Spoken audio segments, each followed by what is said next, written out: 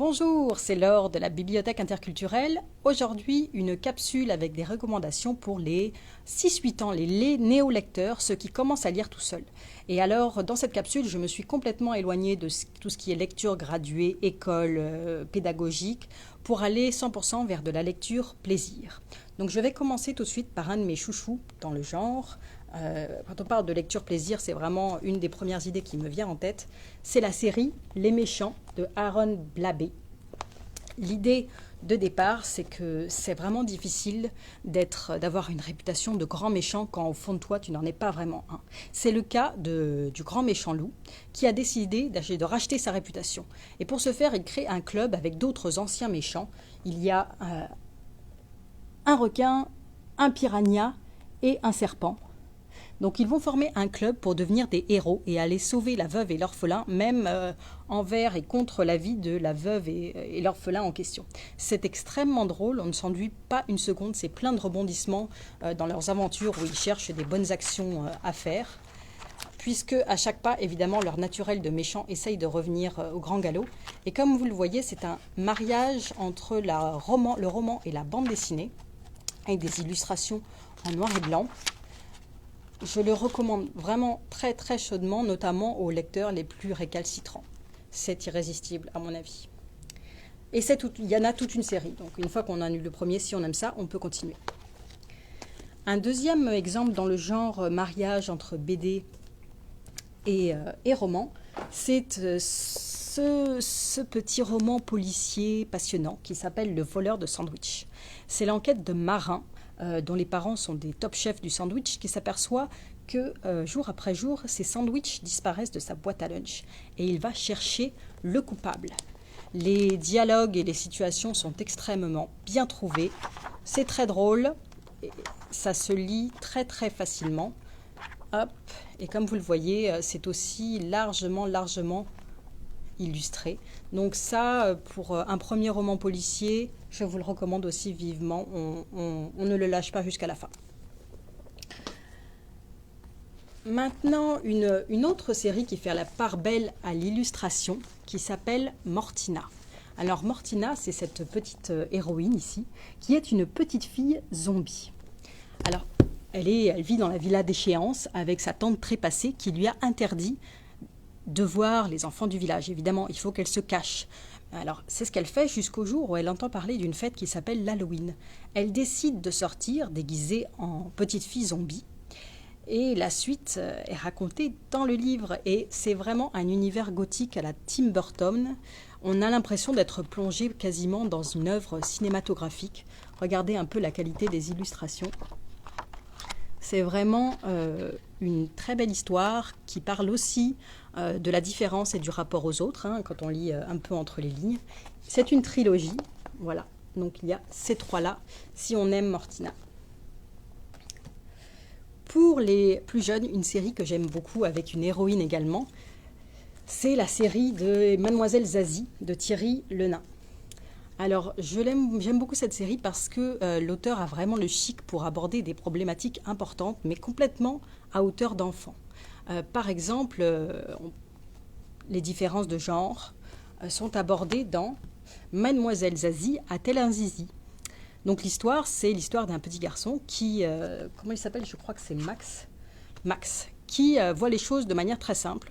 Dans le monde, il y a les avec zizi et les sans zizi. Et les sans zizi souffrent d'une lacune incurable et sont bien sûr beaucoup plus faibles que les avec zizi. Jusqu'au jour où arrive une petite fille qui s'appelle Zazie et qui grimpe aux arbres, qui sait se battre et qui court très vite, qui fait plein de trucs de garçon. Donc la seule hypothèse que Max peut avoir, c'est que Mademoiselle Zazie doit avoir un zizi. C'est pas possible. Donc il mène son enquête. Et donc voilà, c'est une histoire, comme on peut le voir dans le résumé, qui va parler des garçons, des filles, de zizi et de zézette à hauteur d'enfant, mais on soulève des questions très importantes avec beaucoup d'humour et beaucoup de subtilité. Et c'est ainsi dans tout le reste de la série. Il y en a également beaucoup si on aime le personnage de cette petite fille qui n'a pas la langue dans sa poche et qui se met dans son quotidien avec ses camarades de classe dans des tas de situations très drôles. Ça, c'était Mademoiselle Zazie. On va rester dans l'humour avec cette collection qui est absolument parfaite pour les nouveaux lecteurs, qui est la collection des Mes premiers Witty. Les ingrédients de cette collection, ce sont des auteurs anglo-saxons, pros de l'humour, dans la lignée d'un Roald Dahl, beaucoup d'illustrations et des héros enfants. Là, on a l'exemple de 3 titres. Par exemple, Crumble, où on retrouve le duo Michael Rosen et Tony Ross. C'est l'histoire d'une petite fille qui veut avoir un chien. Mais Michael Rosen va inverser la situation traditionnelle qui veut que ce soit un maître qui choisisse son chien. Ici, c'est Crumble qui va se faire passer à un entretien d'embauche à sa future maîtresse en lui posant des tas de questions pour savoir si elle saura bien s'occuper de lui et si elle saura être à la hauteur. Alors c'est très facile à lire, c'est très drôle, ça nous plonge en prenant une situation à la vie ordinaire, ça lui donne un twist fantastique, ça marche très très bien. Et je vous conseille tous les autres titres donc de la collection Mes premiers Witty.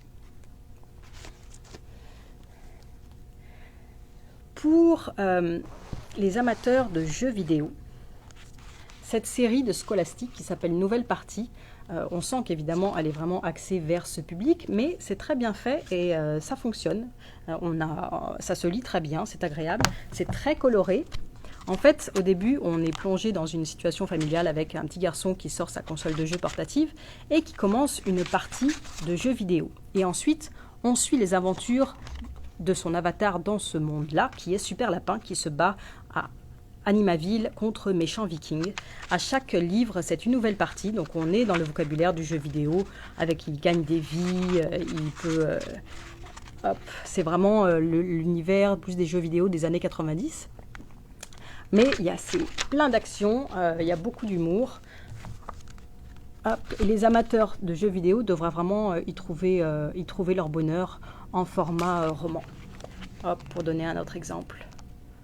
C'est de Thomas Flintham chez Scholastic. Un autre héros masculin dans la série des contes détournés de Daniel Laverdure. Ça, c'est une autre série que j'aime beaucoup puisque quand on est un peu aussi à l'âge 7-8 ans où on regarde un peu les contes traditionnels d'un œil amusé, c'est exactement le cas de Max. C'est le petit garçon héros de ces contes détournés qui a le pouvoir de se transporter dans les histoires pour les modifier.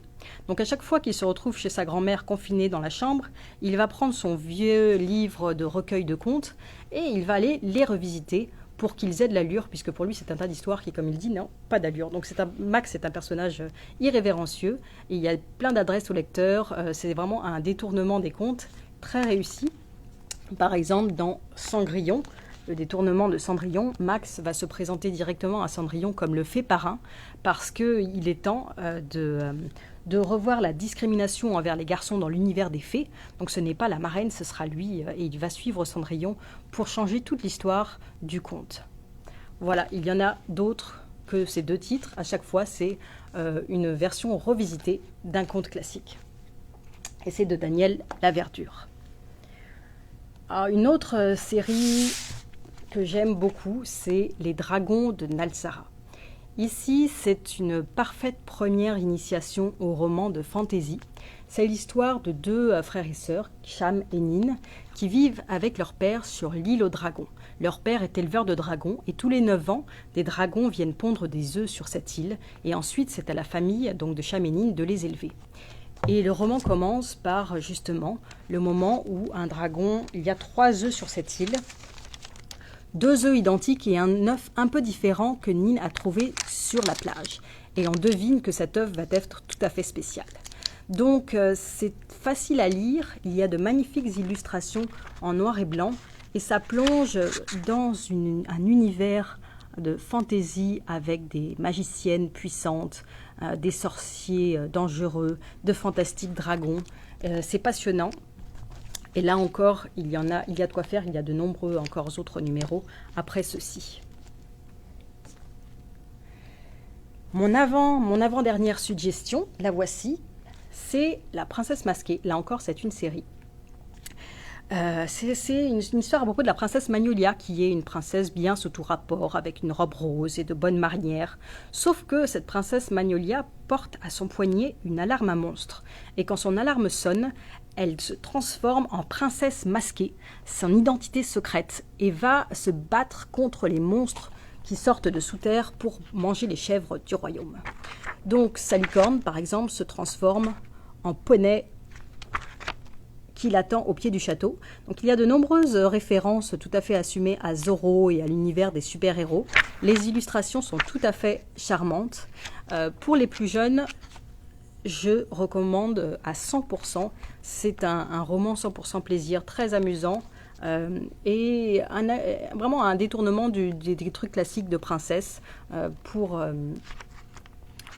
aborder plus voilà, les super-héros, les identités secrètes, Zorro, des choses qu'on n'attendrait pas avec ce genre de sujet. La princesse masquée de Shannon Hale et Dean Hale. Et enfin, ma dernière suggestion, c'est la série qui s'appelle Grignotin et Mentalo. Grignotin et Mentalo, ce sont ces deux amis. Donc Grignotin le lapin et Mentalo la grenouille. Ce sont des romans qui parlent de leur amitié. Donc ils vivent dans la forêt, des situations quotidiennes, des petites querelles, des histoires de jalousie. Mais c'est très très poétique et c'est très très inventif au niveau ludique, au niveau graphique. Donc on vit vraiment les aventures avec eux, on rêve avec eux, on est ébahi et attendri avec eux. Il y a des graphiques un peu enfantins, des illustrations enfantines qui les accompagnent.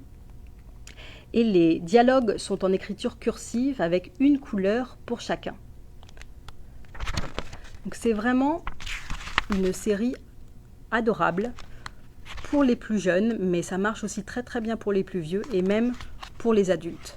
Les aventures de Grignotin et Mentalo de Delphine Bournet. Voilà, c'était ma dernière suggestion pour passer d'excellents moments de lecture pour les nouveaux lecteurs. Merci de m'avoir regardé et je vous dis à une prochaine.